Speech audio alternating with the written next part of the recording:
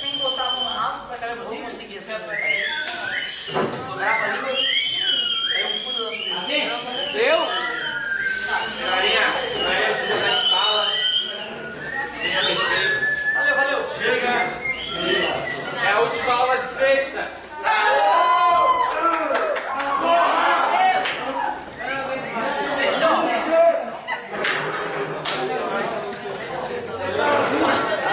Deu? Então, como eu estava falando,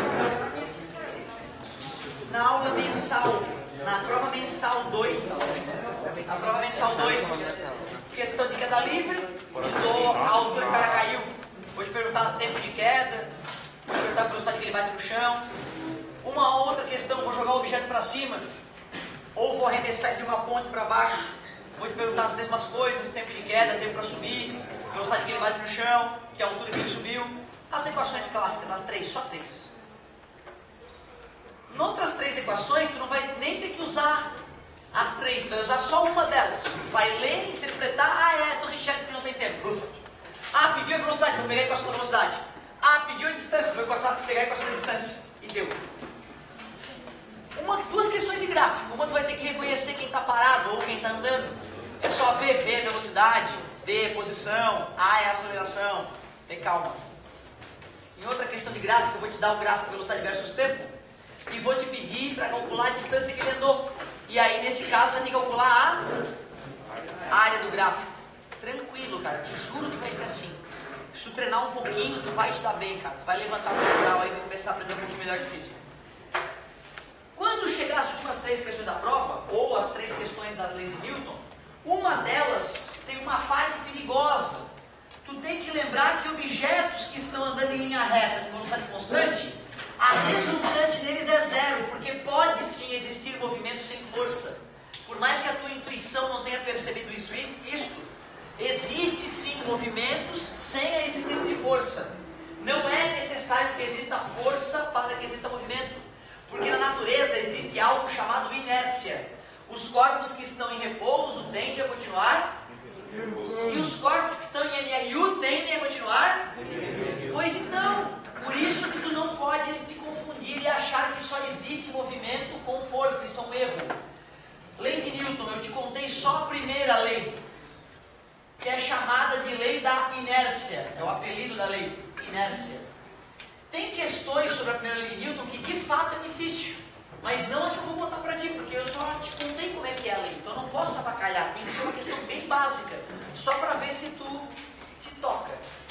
No livro do Newton está escrito mais ou menos assim: quando as forças que atuam em um objeto somadas resultam em zero, esse objeto, se estiver parado, tende a permanecer parado, e se estiver se movimentando, será em movimento retilíneo uniforme e tenderá a continuar assim.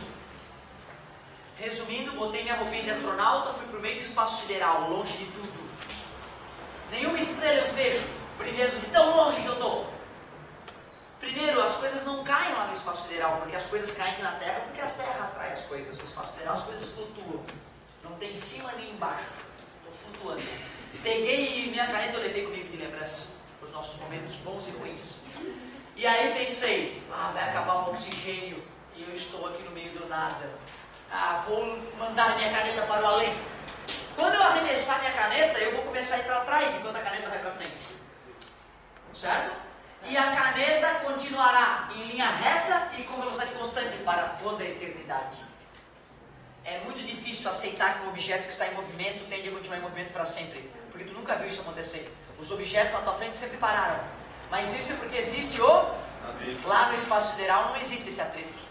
É quase vácuo, é quase nada lá. Então eu não tenho nada para me arrastar. E por isso a caneta, nem eu pararíamos até sermos sugados por um buraco negro. Vou bater na cabeça de um alienígena. Sim, cuidado, gente. O buraco negro é uma entidade que existe. Toda a galáxia tem pelo menos um buraco negro supermassivo no seu centro. E o mais bizarro...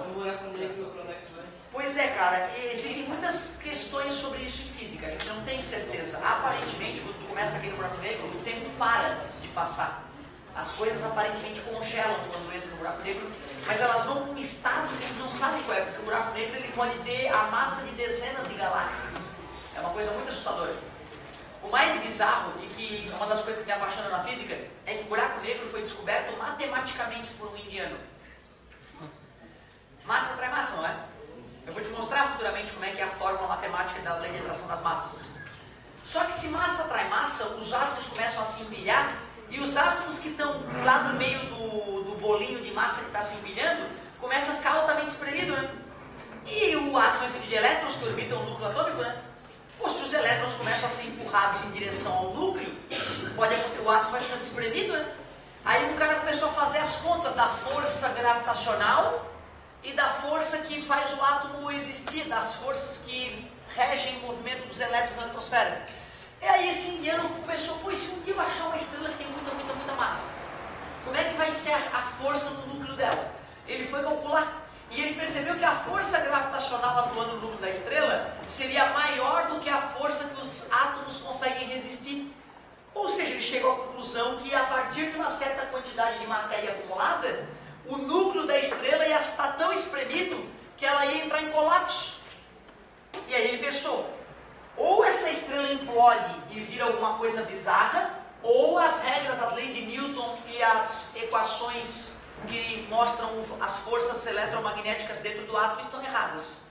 Ele publicou um trabalho dizendo que ele tinha calculado que se existissem estrelas muito massivas, elas iriam entrar em colapso e iam virar alguma coisa que ele não sabia dizer o que era. Aí a galera de sacanagem com o indiano falou, entendi, então tá bom, indiano, é muita massa, né? Aí a estrela implode e vira um buraco negro. Tá entendendo? Tava mandando o indiano para aquele lugar, sacanagem. Aí a galera, é o buraco negro. Entendeu? Mandando o cara tomar no rabo, de certa forma. E, por incrível que pareça, astrônomos começaram a perceber em alguns lugares do universo estrelas fazendo uma curva muito forte, muito rápida, em torno de alguma coisa que não aparecia na foto. Então o cara filmava uma estrela fazendo uma curva, a estrela supermassiva vinha em alta velocidade fazer uma curva fechada aqui. Aí a galera começou a se perguntar, tem que ter alguma coisa ali naquela região para a estrela estar fazendo a curva ali. Que merda é essa? Que objeto bizarro é esse que está ali para poder fazer a curva? Calcularam a massa desse objeto e se impressionaram.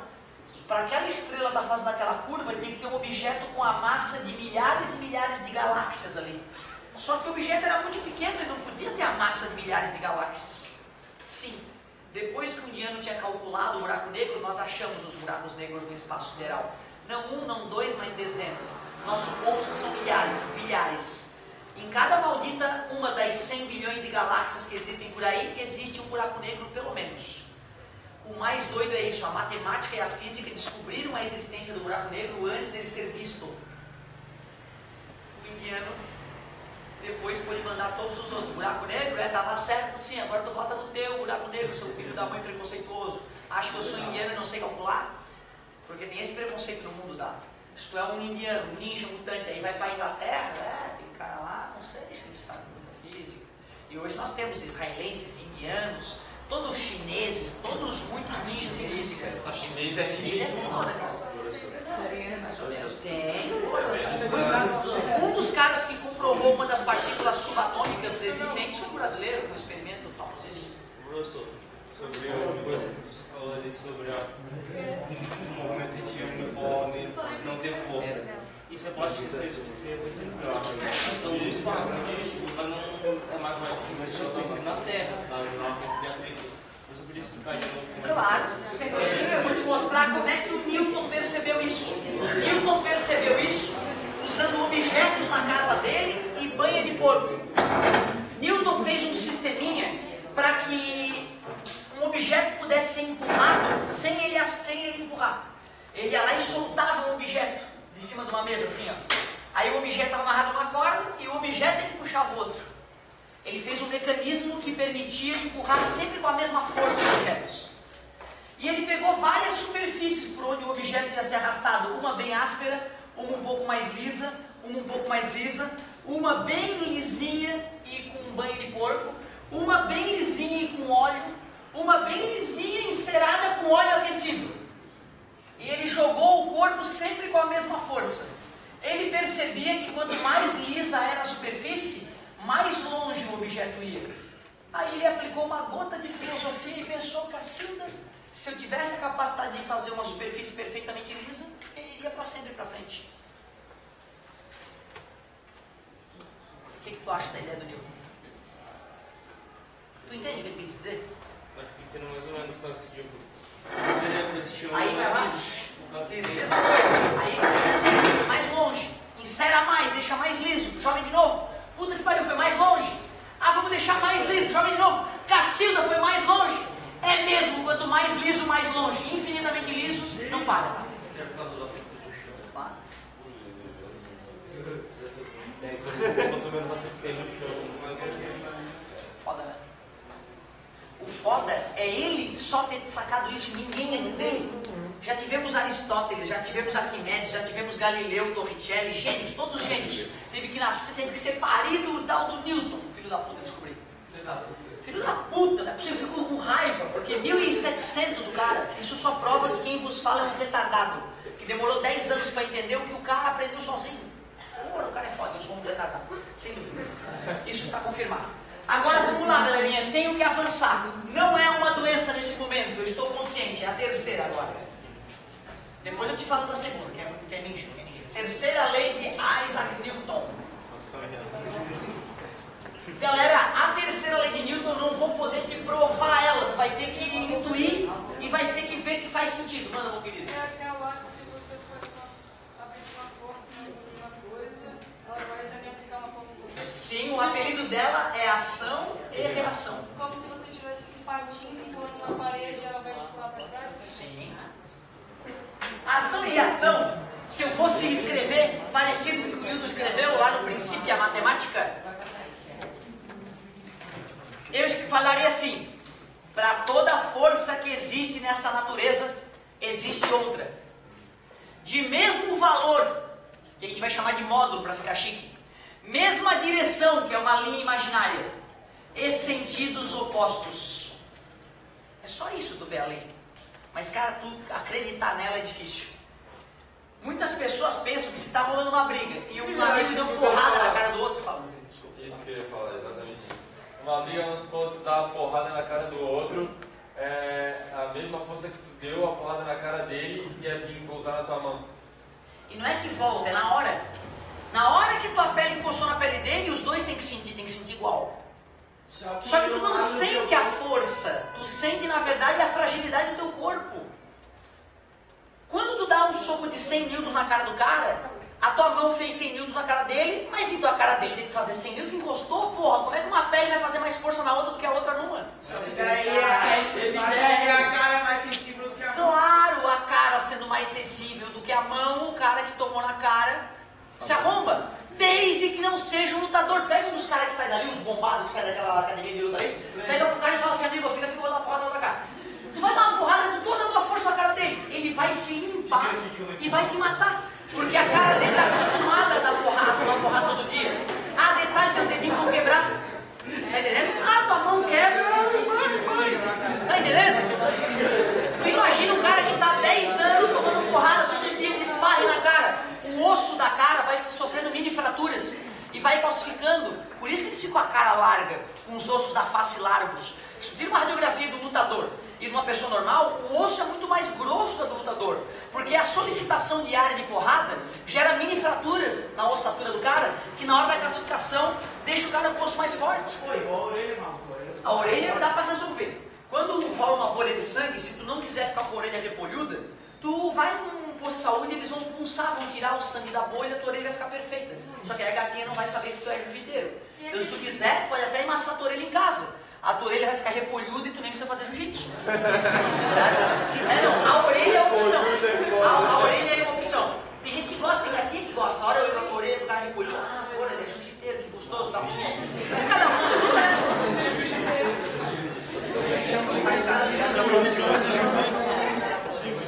Galerinha, vamos continuar na lei da ação e reação.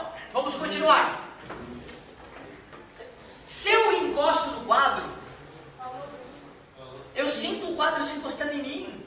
Não tem como eu encostar no quadro e não sentir o retorno. Se eu bato devagarinho no quadro, não sinto nada. Se eu dou um murro no quadro, dói. E se ele fosse uma pessoa, ele reclamaria igual.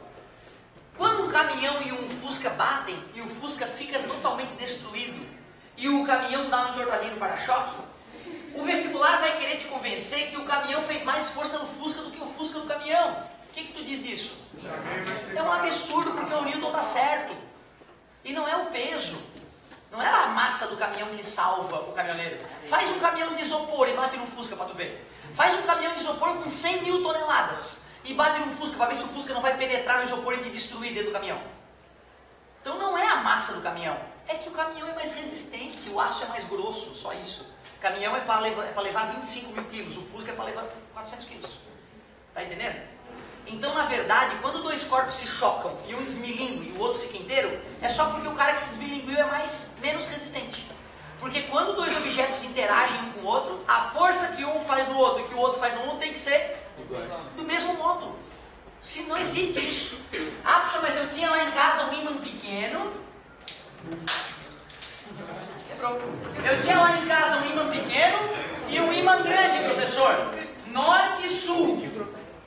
Sul e norte, os opostos. Quem que tu acha que puxa quem com mais força?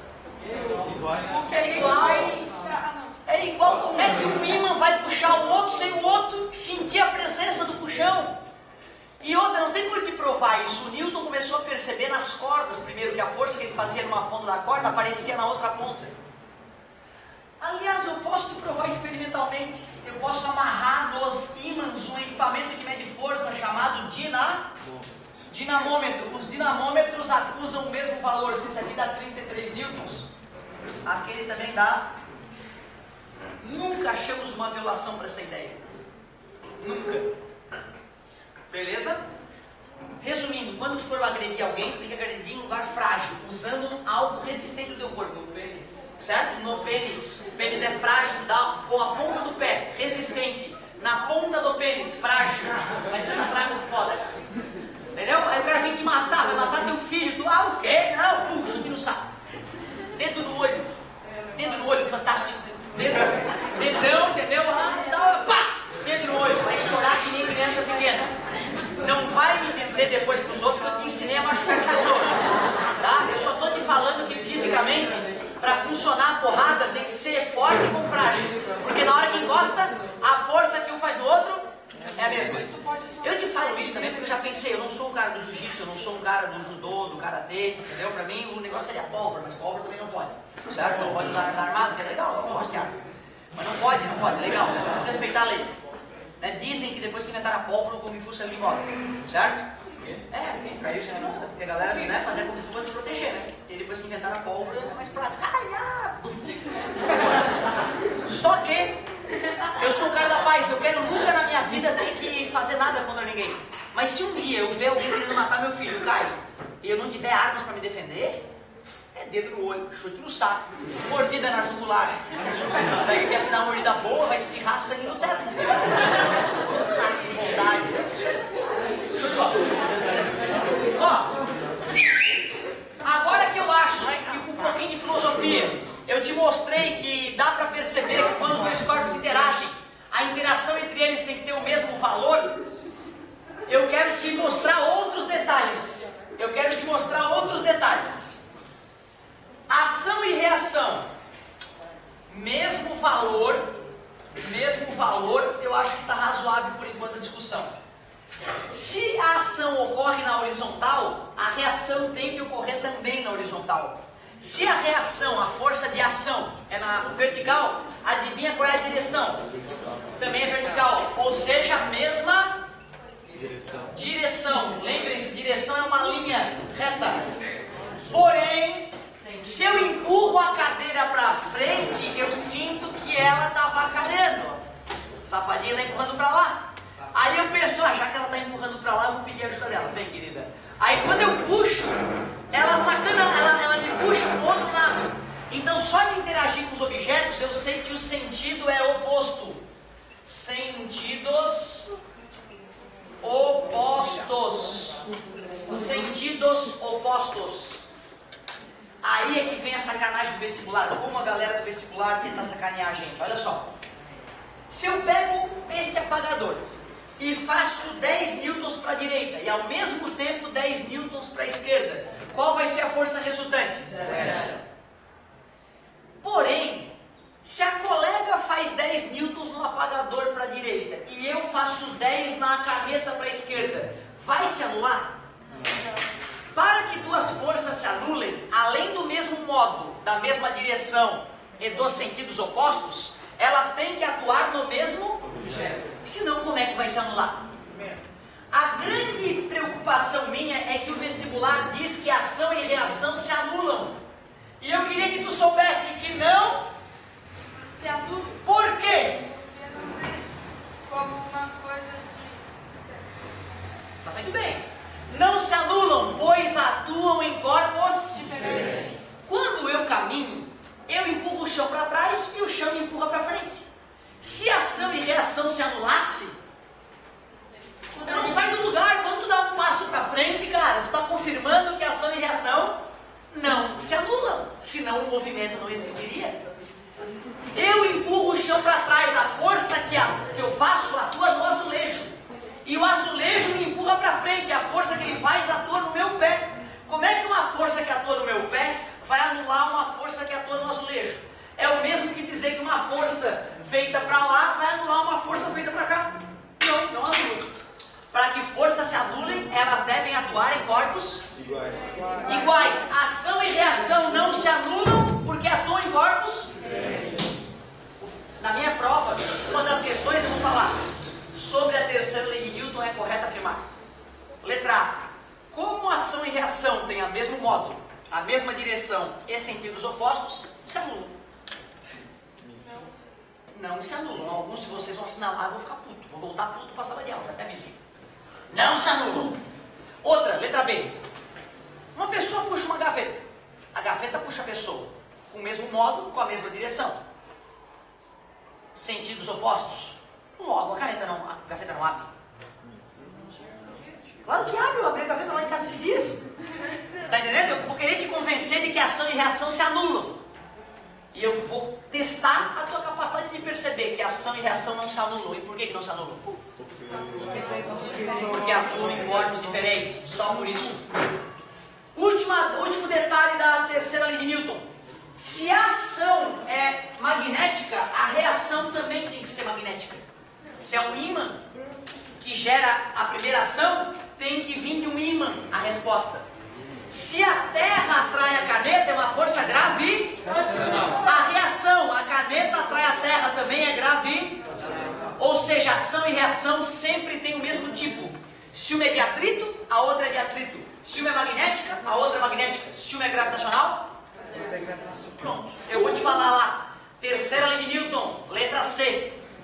Uma força magnética de ação pode gerar uma reação de atrito. Né? Absurdo.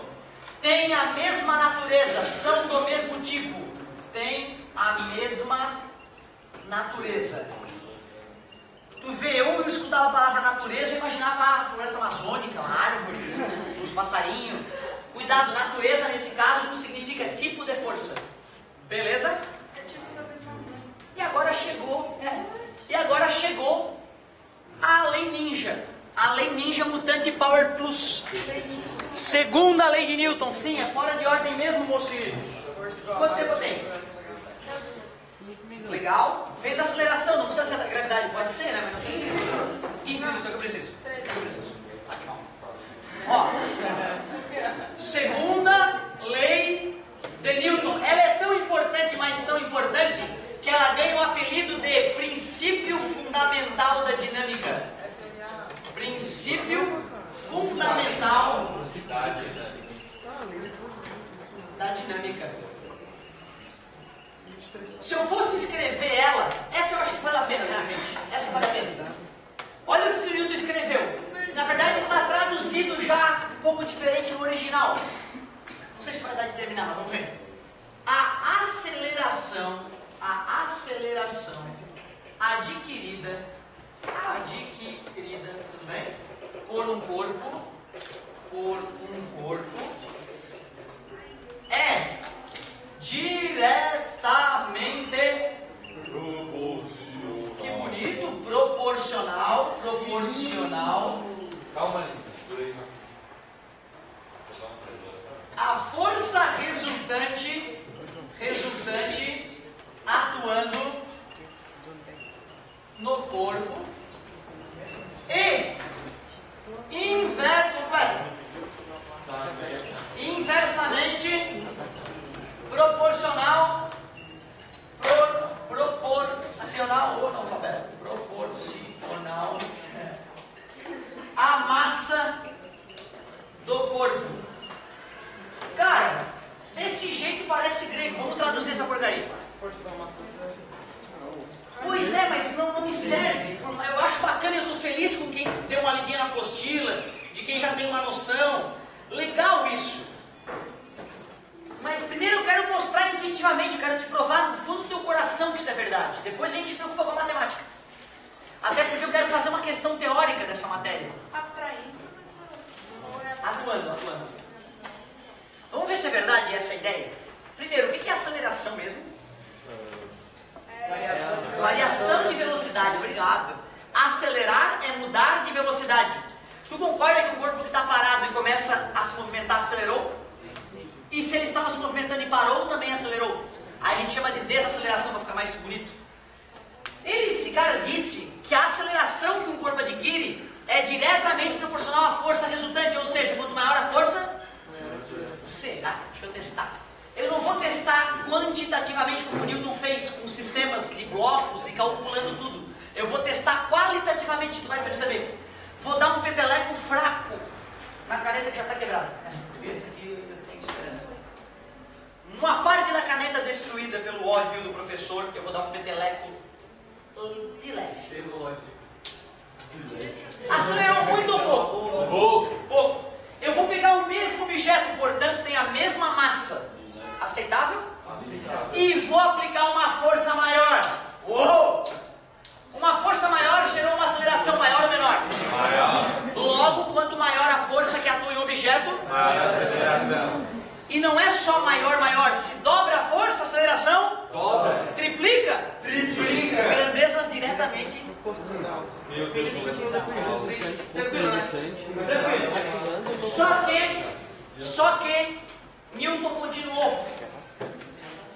E inversamente proporcional à massa. Quem que será que é inversamente proporcional à massa? Ele está falando da aceleração, parabéns. Está falando da aceleração. Vou te provar que a aceleração de um objeto é inversamente proporcional à massa. Tenho aqui dois objetos de massas discrepantes. Um bem massivo, comparado com este que é bem pouco massivo, tudo bem? E eu te juro que eu vou entregar o meu melhor peteleco.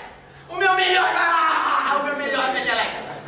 E eu quero que tu veja o que vai acontecer com a aceleração. Se protejam. Eu jurava que eu estava esperando que ele fosse lá na parede. É peteleco, cara. Depois tem que fazer o campeonato de peteleco, isso é legal.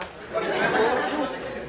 Agora, eu vou fazer o meu esforço máximo, mesmo que arroche a minha unha.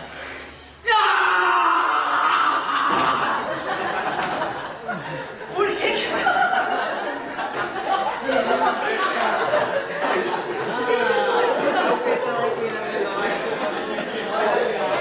Desculpa, hoje eu estou especialmente idiota. Por que vocês perceberam? Tu concorda que a aceleração foi bem menor? Por que a aceleração foi menor se eu apliquei a mesma força? Ou seja, o Newton, ai meu Deus, o Newton, ele mostrou que a aceleração de um objeto é diretamente proporcional à força e inversamente proporcional. Essa é a continha original. Tu aceita que quanto maior esse número, maior o resultado? Tu aceita que quanto maior esse número, menor o resultado? Pronto! Eu quero que tu saiba disso só intuitivamente primeiro. Vamos deixar para fazer a fórmula depois? Eu até vou fazer uns exemplos para ti aqui, para a gente se divertir. Mas não precisa te preocupar com a conta. Eu só quero que tu entenda que quanto mais força, maior aceleração, maior mudança de velocidade. E quanto mais massa, menor aceleração. Mais difícil é mudar a velocidade. Todos sabem que um caminhão e um carro estão parados. Quem é que arranca mais fácil? O carro, porque a massa do caminhão atrapalha a aceleração dele. O caminhão tem mais massa que o carro. Mais inércia. A massa mede a inércia. Ah, tem gás?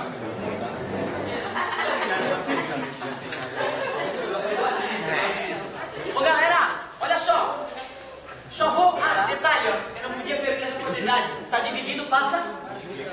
E aí vira a fórmulazinha de cima. Tu consegue enxergar uma outra maneira ainda de escrever a mesma fórmula?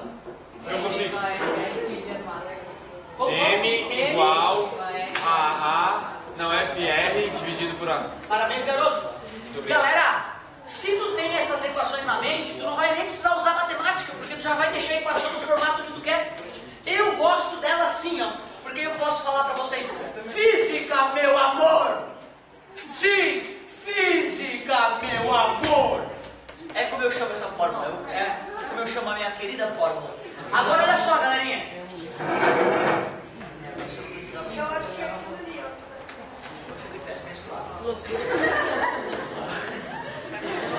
Ô galera,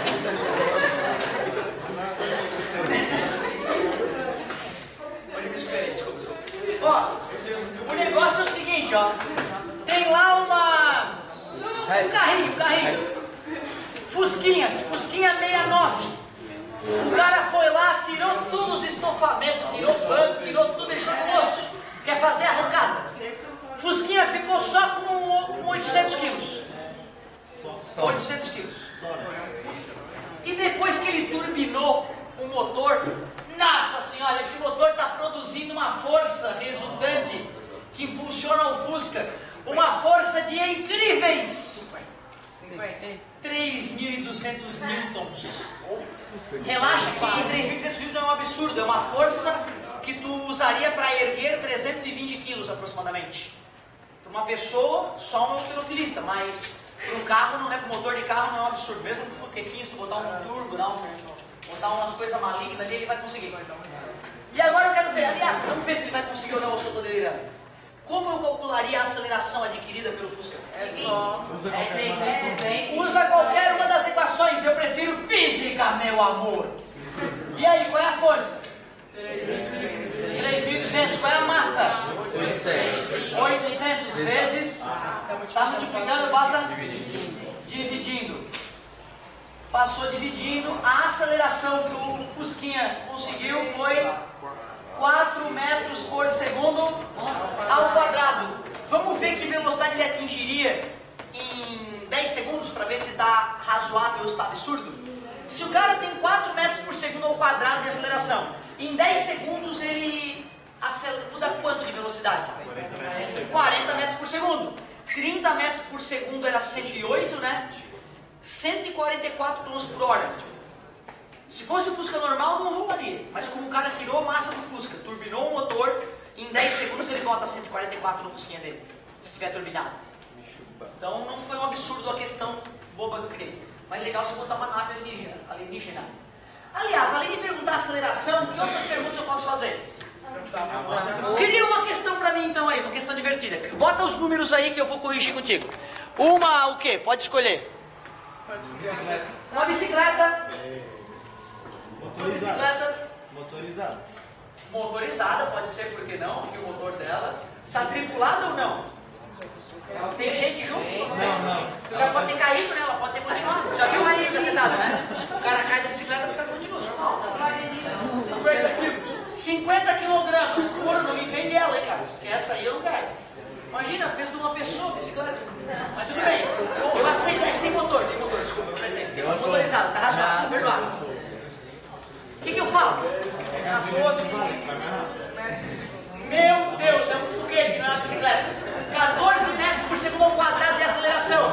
Calcule a força que o motor está aplicando nela. Eu queria ela, eu já quero. A bicicleta que acelera mais que a gravidade. O cara acelera e sai pendurado nela, só as perninhas ficam. Massa! 50, aceleração adquirida. 14, força resultante atuando na criança. 700 newtons. Último tipo de pergunta básica que eu poderia fazer para usar a formulazinha da segunda lei de Newton. A aceleração a gente descobriu do foguete. A massa, Falta de descobrir a massa. Cria a questão, por favor. o javali. Um javali, por exemplo,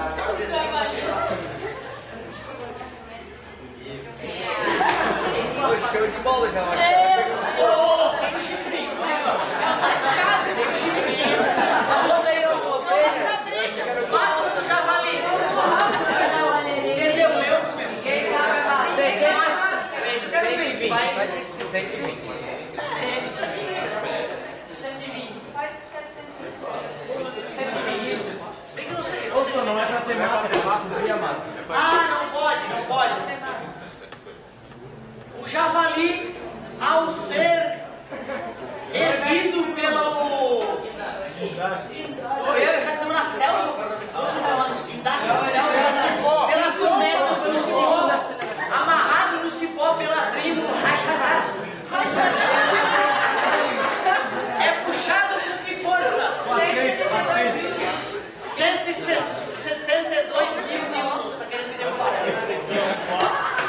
Pode ser de hoje. Uma raça alienígena abduz o javali com uma pequena força. Agora faz Sabendo que a aceleração adquirida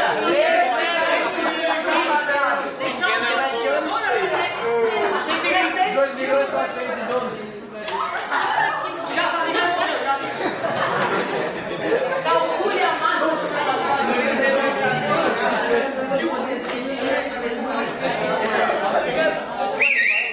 Cara, tenho que fazer um comentário que ele fez.